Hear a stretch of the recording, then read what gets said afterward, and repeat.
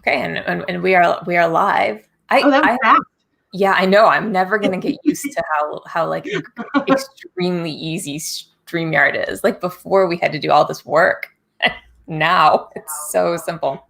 Oh, am I doubling us Yeah, up? I know. I think I'm sorry. Sorry. Yeah. So I'm Sandy. That's there we your. go. Sorry.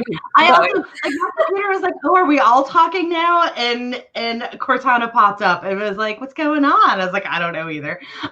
Anyways, I am Chloe and this is WordStitch. And this was one of our stellar openings, as we always have for our show. Good. We're so good.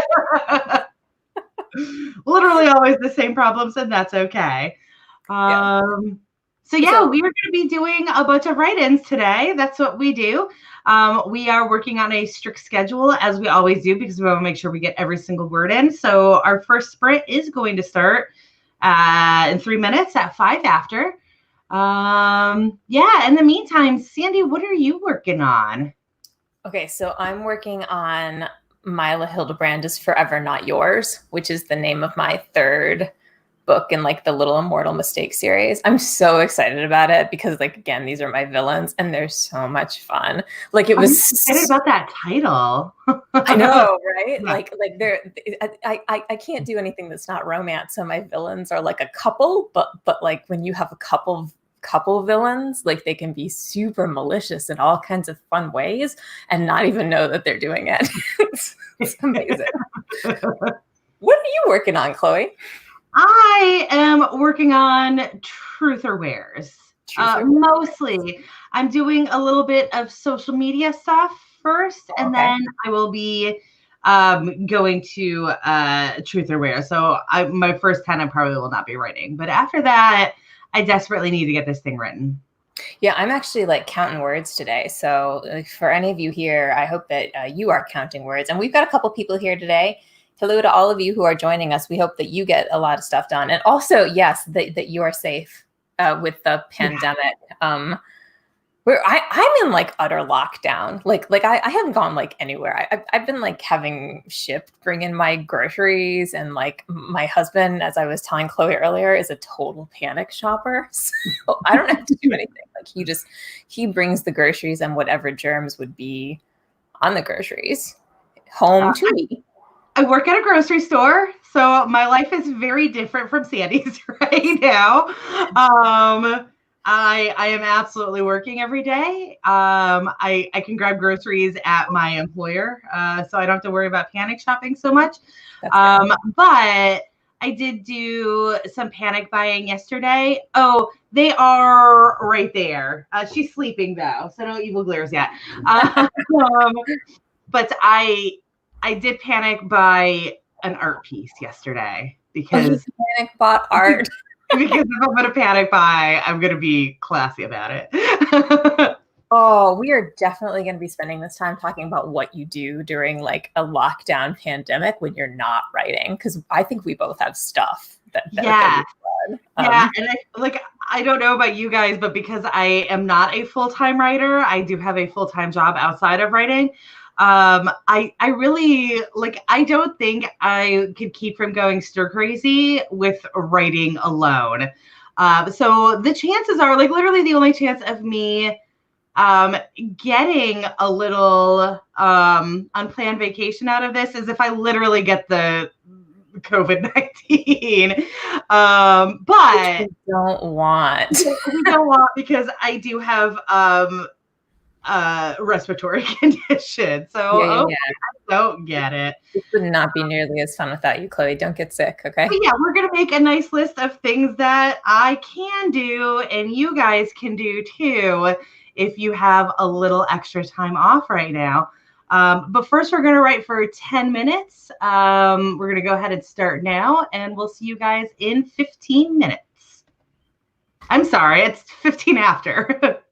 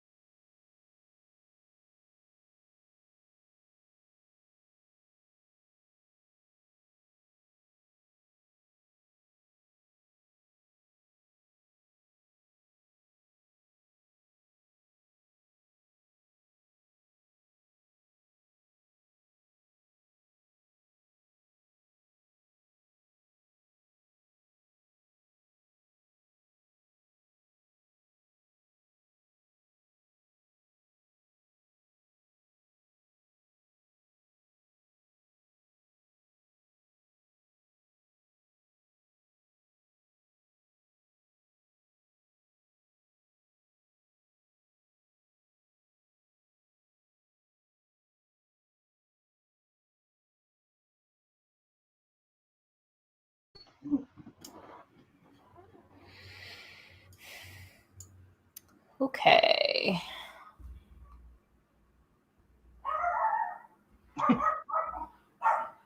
Oh, that's my crazy dog. Hannah did not listen to your lecture. I kicked her out too. And I have a person in my house who is supposed to be like preventing this from happening. Oh my God. do you Did need you to hear get that echo?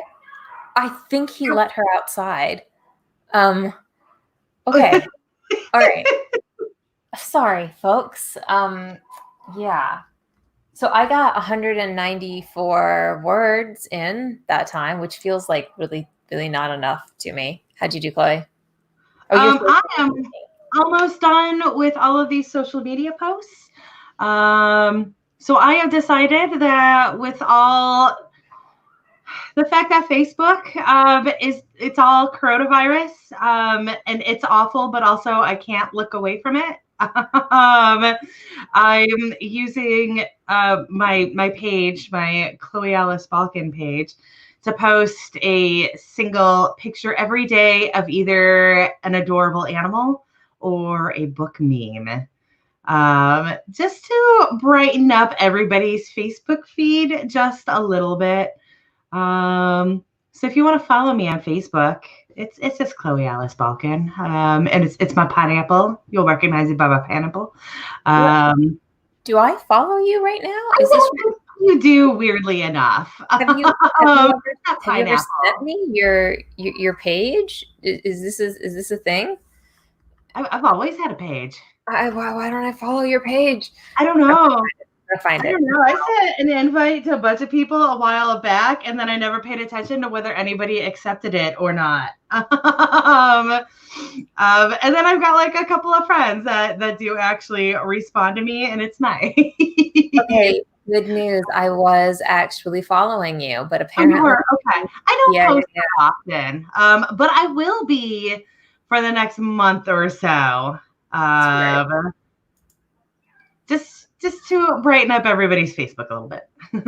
Okay, so one of the things you are doing to handle the coronavirus is social media-ing, which is very impressive, by the way. Like, I think social media must be one of the hardest parts of being a writer, right? Like, oh my gosh, making all that work. I'm gonna have to rely. Oh my gosh, I'm gonna have to rely on like publishing a lot because I'm never going to be able to do that. Excuse me. Why? Yeah. I'm also terrible at social media. This little project that I'm doing now, I found all the images that I wanted for it, and I was like, I'm just going to schedule them all, and then I don't have to worry about messing it up. And I have planned to schedule for the next month, and I literally only did 2 weeks before I was like, I hate this and I never want to do social media again. So hopefully in another 2 weeks, I will be good with this again. I see you have a baby now. Yeah, I do. Oh God. I know there are children out there. Yeah, there are. Okay. That ornery little thing. I'm gonna have to freaking mute myself. Hey. What are we going to do with you? Oh my God. Your cats are like adorable and demonic. And like my dog is adorable but loud. Like she's like it's that type, you know? I will argue that she's sounding really demonic right now.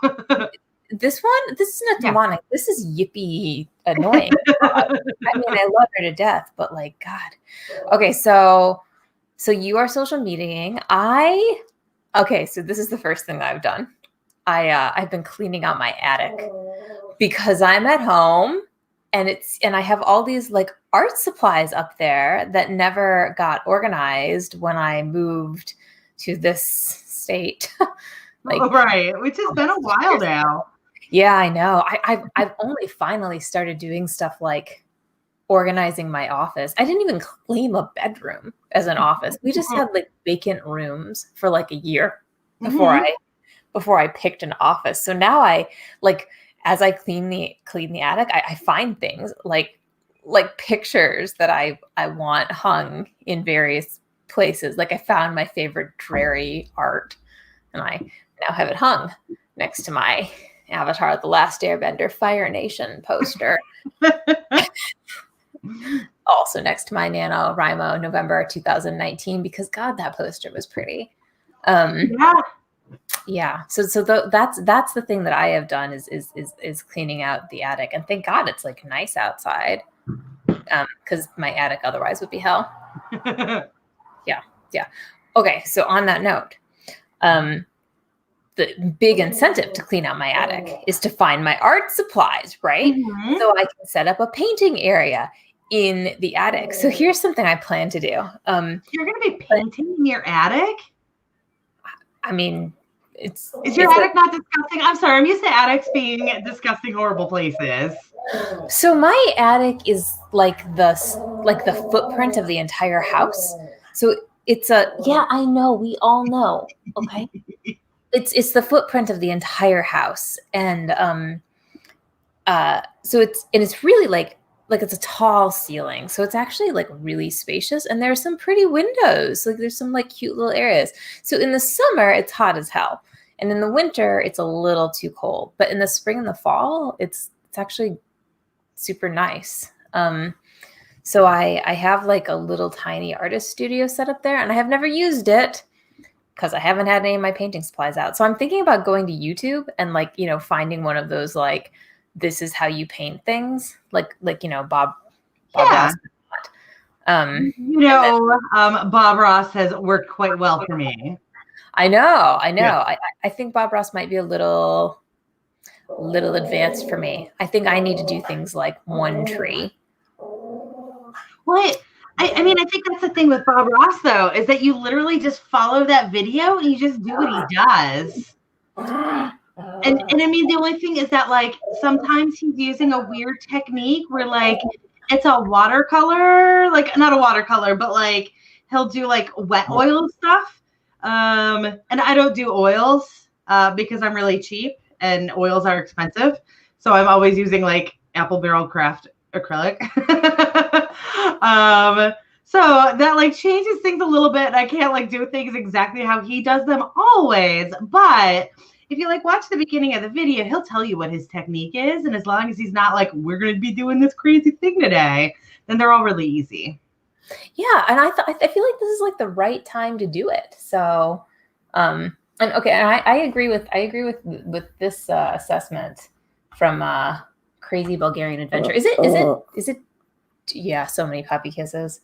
Like I was at some point afraid of these kinds of things, but I think I can do it. But the reason I'm not afraid is because I go to those sip and paint nights. Oh, so yeah. I feel confident that if I can do those, then I can pull off YouTube in like the safety of my own home. I like those because I don't have to buy the materials for it. Like I just do them because it's basically me giving them money for materials without, it's like a material buffet. I also like the instruction, but I appreciate that you use the materials as well. We should start writing again, shouldn't we? Oh, it is that time. Yay. Okay. My dog barked through that whole damn thing. So, okay, there is our timer. So this time we are going for 25 minutes. Yeah, so we will see you guys at 10 of. Okay.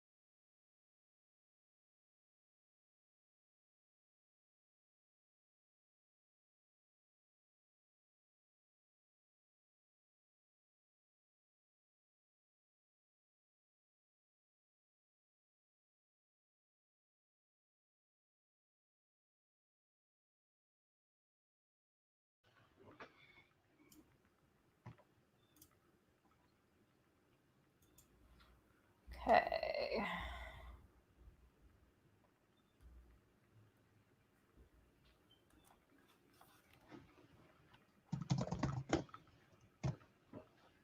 How'd you do?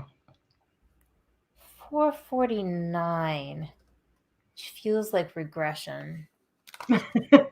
I am the opposite, and I got 652, and I don't believe that number, but I do clearly remember resetting that before I started, so I must have done 652. I just don't know when I did. We both got showed up. We clearly need to step up our game. 960 words. That's congratulations. 960 is awesome. Yeah. I've been really struggling with what I'm writing. So, and I'm kind of in like a weird, that like 3/4 of the way right before the climax where you just got to kind of do an exposition dump to actually get to the climax. That's where I am right now. But like, at least in a romance, like there's kind of that point where like, I just need time to bump up a month. Yeah. Or else it's a ridiculous story. Yeah. I get it. That's yeah. No, I'm doing like middle stuff too. And it's harder, right, to do any of that than it is to do the beginning or the end. Although, of course, when I'm writing the beginning or the end, I always think that's the difficult part. Yeah. My job is for me, the worst part is always the fight scene. And my fight scenes are horrible, and it shows. Like the only way I can get out of that is if I just don't have a fight scene. If like something so ridiculous happens, like an alligator jumps out of the water and snatches the evil dad before they have to fight about it, like that's my way out of it. I think I liked the alligator scene in Warren's Tabby. Yeah, that's how I got out of like writing a really bad fight scene. There was a fight in there, kind of, sort of, maybe.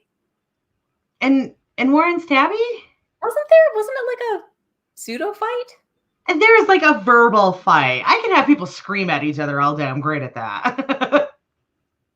Well, I'm sorry. And I guess there was a fight scene between the angels and the demons. Yeah. But that was more weird than battle. Yeah, actually, your like demon series, there's all kinds of like battle stuff going on. Like your demons are constantly showing up in like fields of wrath. They're demons. I'm just really good at not actually having to write those scenes. I'm really good at like doing something ridiculous, like chopping the angel's head off before an actual battle happens, because I have no idea what I'm doing. Yeah, I actually have a fear of this for like my sci-fi fantasy, that there's going to be a point where I need to have like an epic fight, like a real one, and like those can be done so badly. Like, yeah.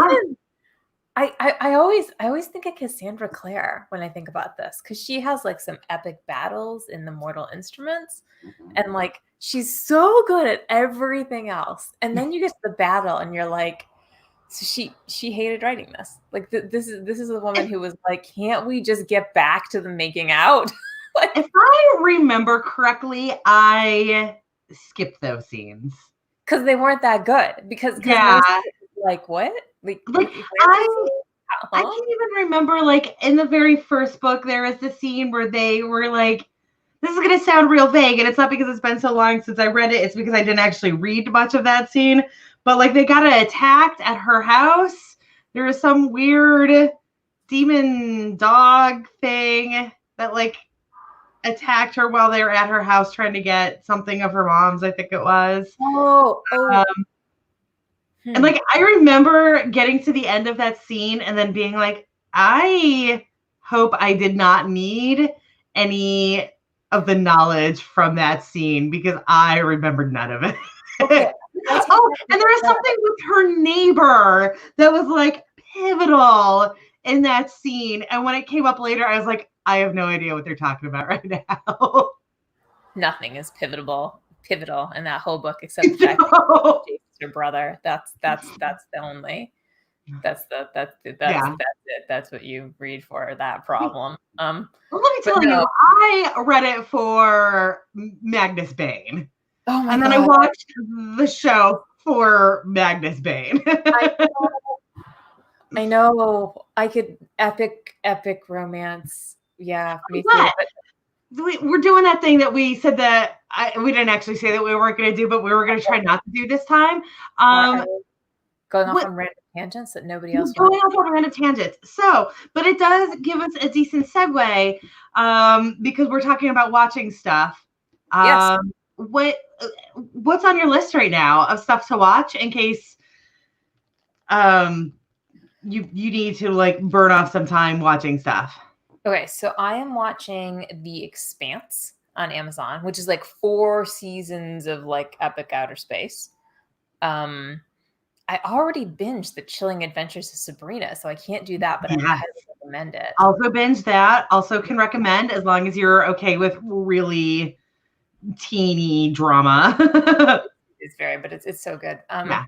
Project Blue Book is the one that my husband. Well, we're Malcolm and I are binge watching too. So Project Blue Book is the History Channel's like series about these like 2 sort of like X-File like guys, but it's based on a real story, and it is so good. Like we hardly ever like watch stuff that we like love together, and we totally love it. It's got aliens and Russian spies, and it's like so wonderful. And Hunters on Amazon too, the Nazi Hunter one that's with like Al Pacino. It's like phenomenal. We're enjoying it so much. So those are mine. What's on your list, Chloe? So first of all, Dara just mentioned the OA. I've never watched the OA, but I have some friends who are obsessed with it, but obsessed with it in that way that they hate it, but also can't stop watching it. And I already have enough of that in my life. So I appreciate the recommendation, but also there are like enough other shows that I have those feelings toward that I feel like I need to get through those before I actually take on the OA. I don't have enough of that. I just Googled this. This looks amazing. Yeah, I guess from what I've heard, it just kind of like goes to weird places.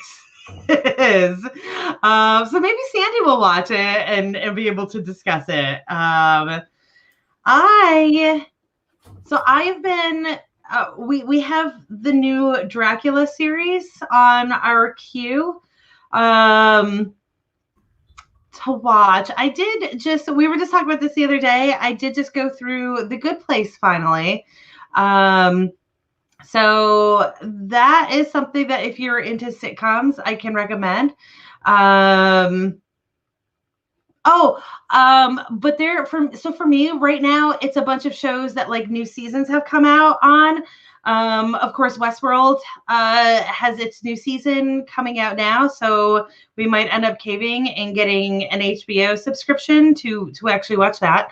And then also on that note, if I do end up with like too much spare time on my hands, I might cave and get a Star subscription so I can finish off Outlander and American Gods. Outlander is kind of trash, and I keep going back to it, and that's okay. American Gods is amazing. If you have read the book, but you have not watched the show, it is really spot on to the book. It's crazy how well detailed they do it to the book. And then Altered Carbon, their second season just dropped, and that show was really incredibly amazing, the first season.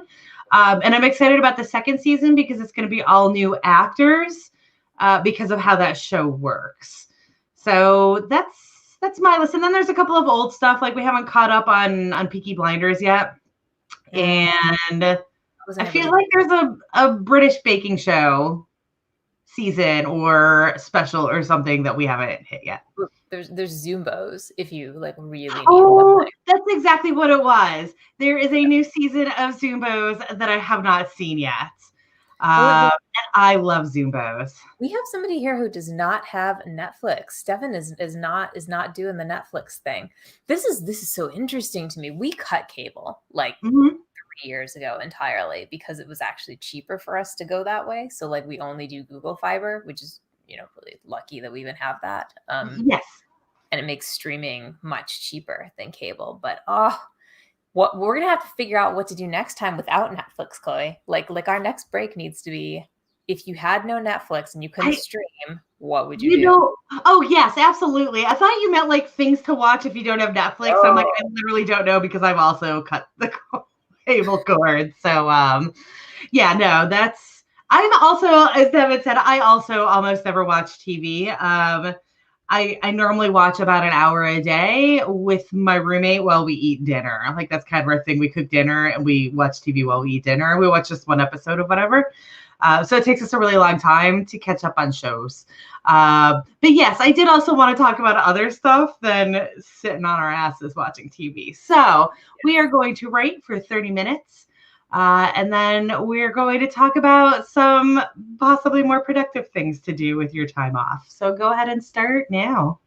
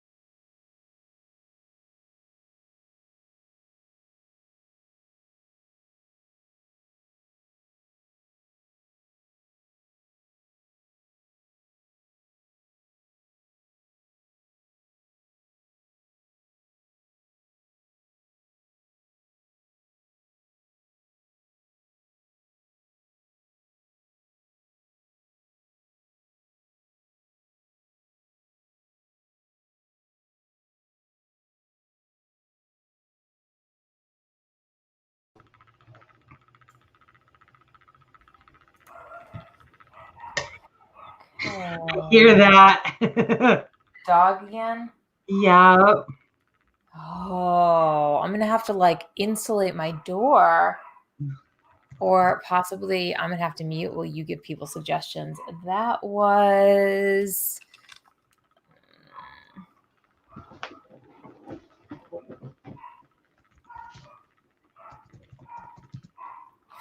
5:55. I had to pause to do a little bit of research, so I ended up with 329, which is not terrible, but It is not terrible. yeah. Okay. Oh, 787. That's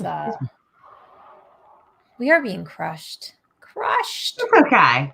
It is good. It is good. Yeah. Okay. Is she I think she's calming down. Well, I'll mute myself while you're talking, Chloe. So we need to talk about things we can do during the apocalypse that do not involve screens. Yeah. So we I guess jumped the gun a little bit at my house, and we did a bunch of gardening this weekend. But like that's something, if you're stuck in, I mean, the thing with everything going on is that most places, I don't think, like, if you're doing the self-quarantine thing, you could still be out in your yard. So we had a bunch of bulbs that we bought a few months back when they were on sale.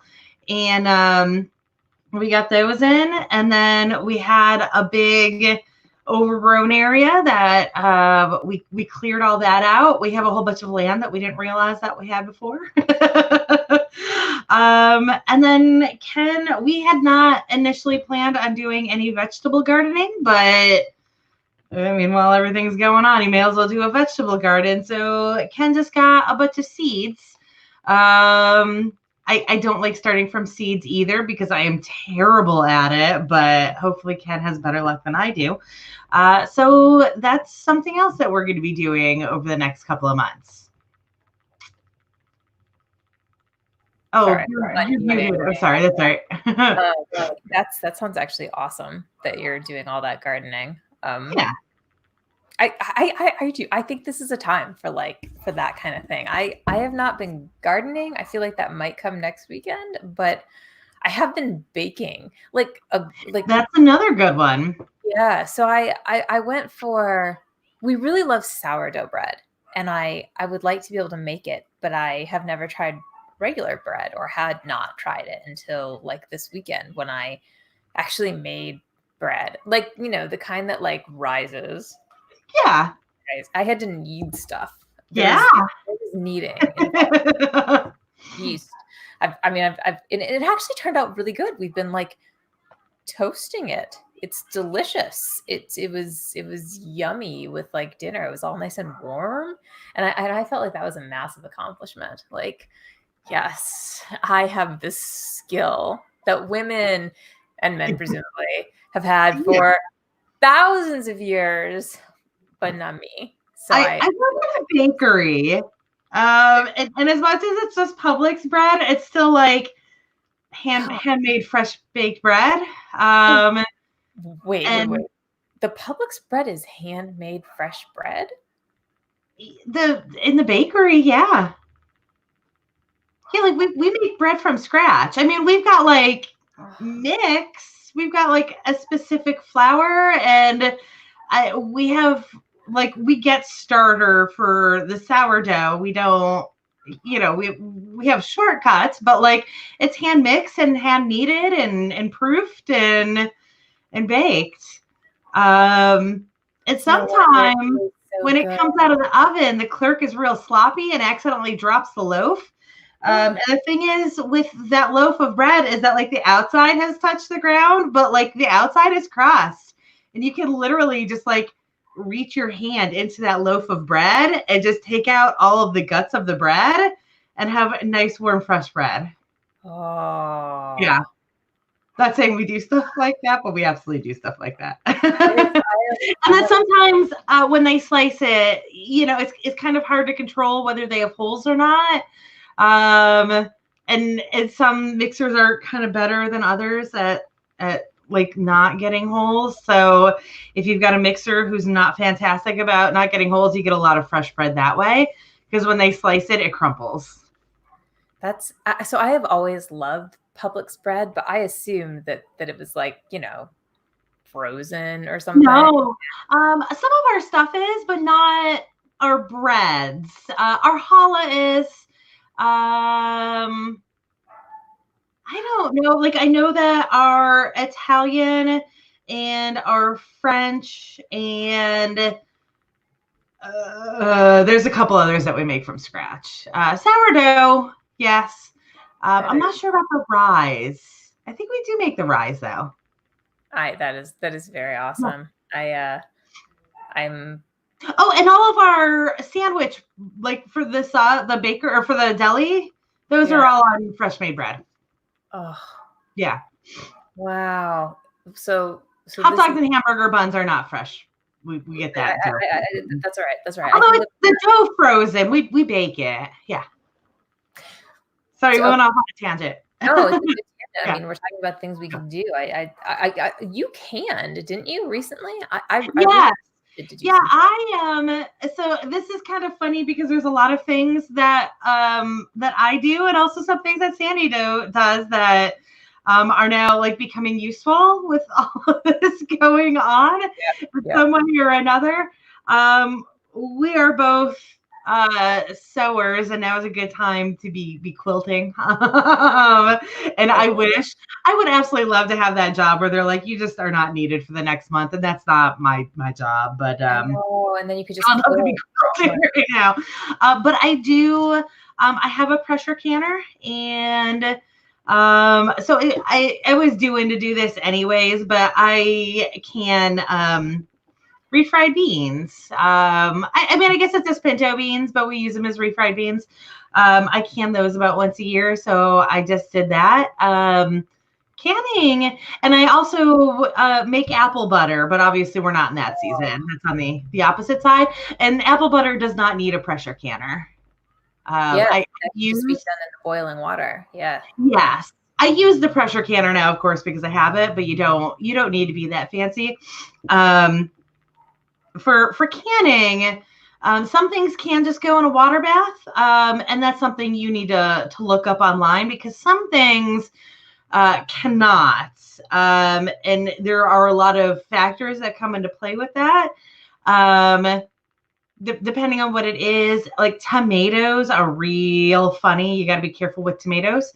But yeah, like most meats, I think you have to, I wouldn't really know because I don't eat meat, but I think meats, you need a pressure canner. But yeah, pressure canners are great. And this is something I like. I've had a weird like desire to go online and buy the tools like pressure canners. I think that when like an epidemic like this happens, your instinct is to be like, well, what can I do at home? And I'm not like gonna hunt small game. So how can I be useful at home? I saw a meme the other day. You know, all the memes are fantastic right now. I saw one the other day that was like, okay, well, I guess I need to learn how to hunt for my own food, but I'm not sure where you find like Doritos in the wild. This is totally like my husband and I have reverted to like weird gender roles in this way, right? Or weird stereotypical gender roles. Like I'm trying to can and bake bread, and like sewing would be awesome, and like maybe I'll crochet a blanket or something if I have time. And he is hunting at the grocery store. Yes. Yes, unfortunately, the hunter role is no longer quite industrious as it was. It's craziness. Well, so here is something that I have been doing that does not involve food or sewing. A friend of mine and I have been walking around like the lake at our local park because we can like social distance that way, right? Yeah. Little exercise, so that's really nice. Yeah, you know, this whole social distancing thing, I have a lot of people who are freaking out. They're like, oh, I can't leave the house, I don't know what to do. I'm like, you you can leave the house, and you can see friends. You just don't want to be in crowded places. Obviously, like the grocery store is kind of a necessary evil. But yeah, go outside and do stuff. You can go hiking. Um, if you want to like visit places, now is kind of weirdly a good time to take a road trip as long as you've got like an RV or whatever, because gas prices have plummeted. Agree on this point. This is not a good time to travel. This is not a good time, but I do agree that it's a good time to get outside. Yeah. Actually, okay, so the kids in my neighborhood, they like all came out today because there's no school in our district. Oh, yeah. And they're social distancing. So like I saw kids in their backyards, like where it looked like maybe it was like a brother and sister or something, and they were like trying to like kick a soccer ball around, and it was so awkward, right? Like I was thinking, oh, this does not happen with them very often. And like at some point today, mom or dad said you need to get outside, and they were out there to play. I don't know if kids know how to do that anymore, but they clearly still do in my neighborhood because they are now screaming. I feel like they figure it out eventually, or they figured something out. I've always described cricket as like what happens if you give kids baseball supplies but don't actually give them any directions on how to play baseball, and vice versa. That baseball is what happens when you give kids cricket supplies and you don't give them any directions. Baseball. This is the time. That's what people did before Netflix. What?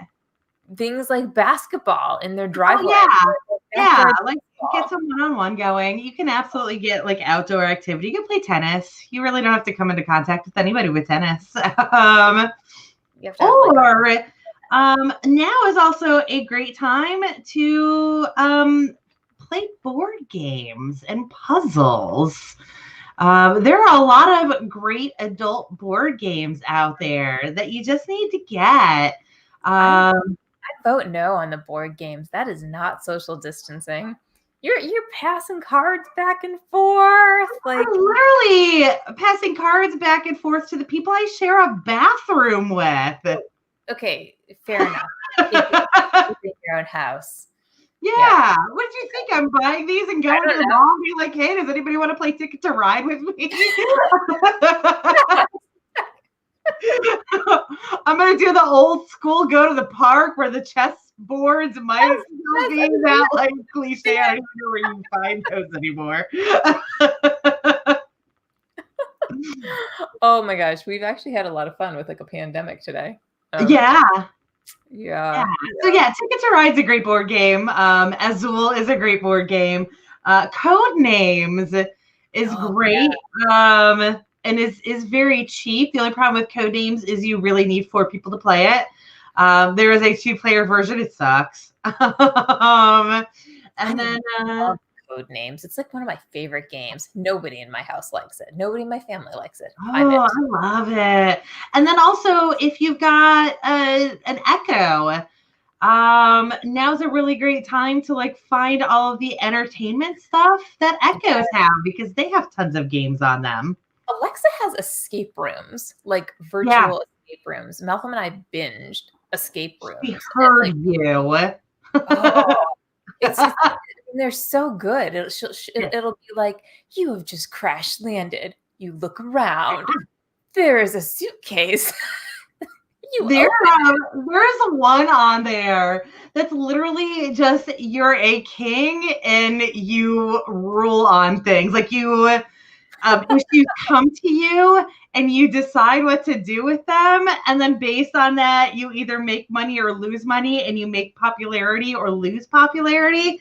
And like there's a threshold that you have to be in on the popularity. We always lose because we become too popular, but like it's the most, like it's dumb but it's amusing. That is fantastic. Okay, we should do our last thing here. It's time for our last sprint. There we go. All right, so we will see you guys in 10 minutes, which will put us at 4 of. Good luck, everybody.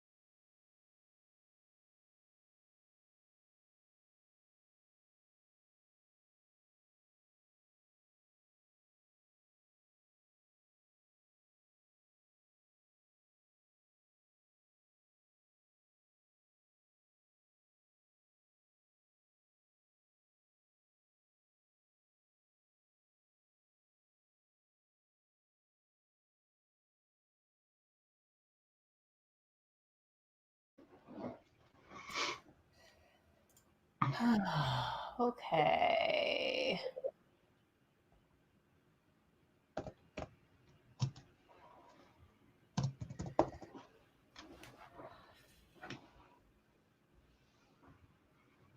How'd you do?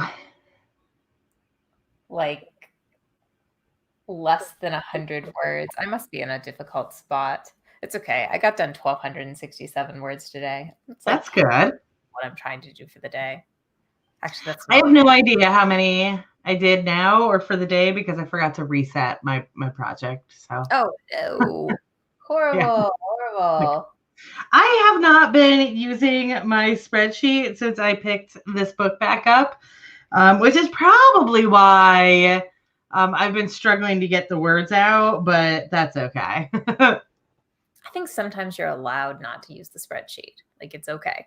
It's all right. Well, I have a feeling that is exactly why I've been a little rough. It's because I'm not using the spreadsheet, but that's okay. Got it. Yeah. Whoa. Wow. Look at this word count. Oh, that's, so this is going to be a really weird little offshoot in our last couple of minutes. That is fantastic for your day. But the other day, there was in my romance group, somebody posted an article about how professional romance authors write an impressive 3,000 words a day, and here's how. And I made a comment about how actually 3,000 isn't all that impressive. 5,000 is impressive. 5,000. Yeah, 5,000 is good. It's really, really solid, and it's something that I think everybody would be really happy to get. Romance authors have to pump out a lot of words because of how the romance market is.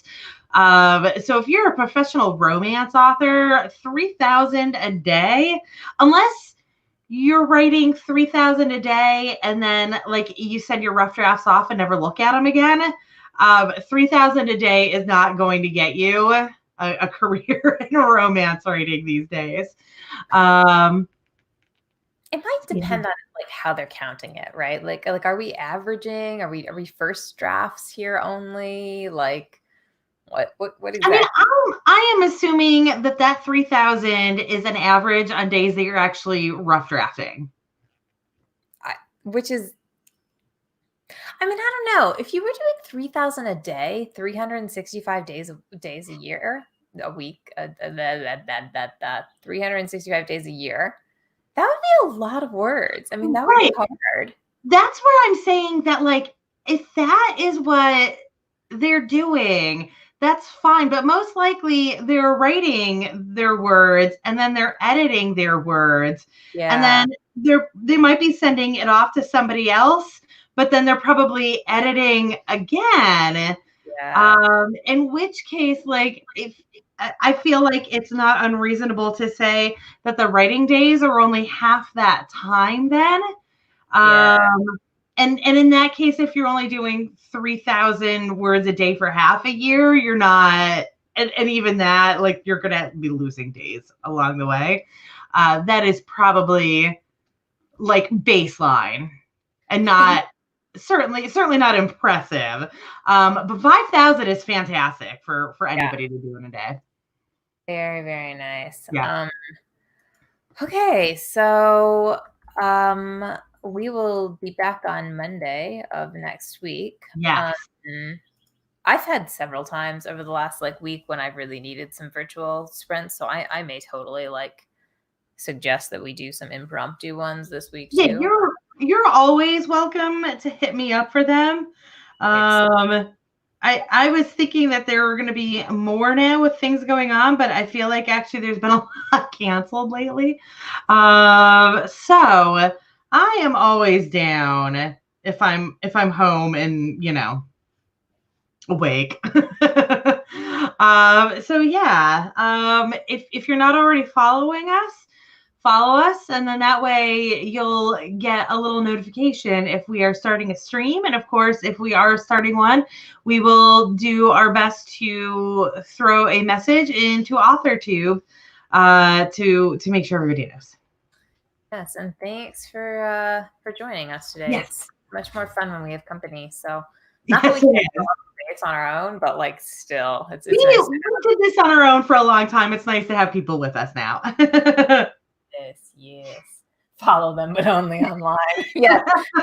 Wait. This is honestly, I work 2 miles from my house, and I really don't go anywhere. So if you follow me at home, you're gonna have a real boring time. Baking or canning or something, or playing. Yeah.